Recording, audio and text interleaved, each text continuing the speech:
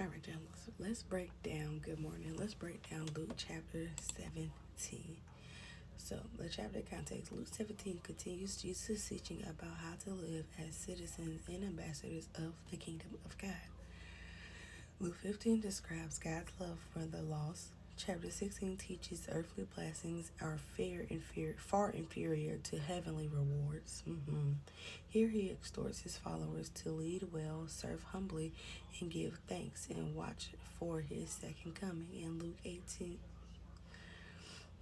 18, Jesus gives a series of comparisons to show how we are to approach God as he approaches Jerusalem and the cross.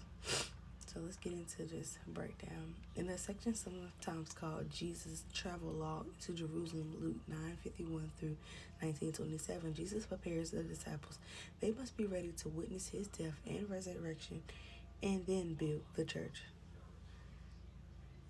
That building process requires teaching believers about the kingdom of God, the influence, the power, the authority of God in creation. Jesus' first coming, his birth, inaugurated the kingdom, and his work will be completely fulfilled at his second coming.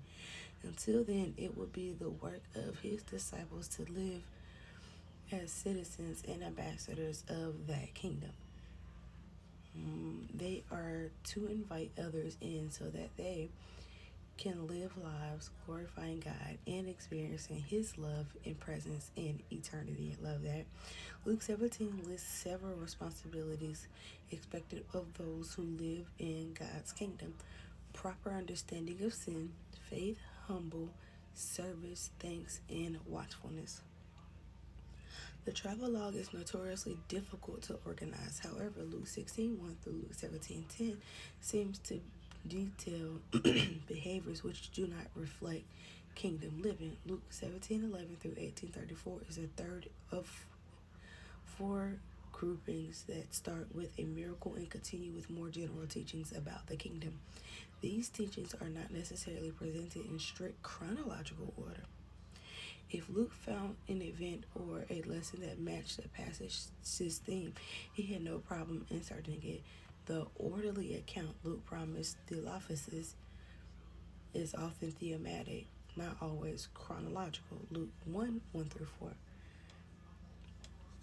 In Luke 17:1 through 10, Jesus corrects thoughts and behaviors inconsistent with being citizens of God's kingdom. He especially focused on leadership.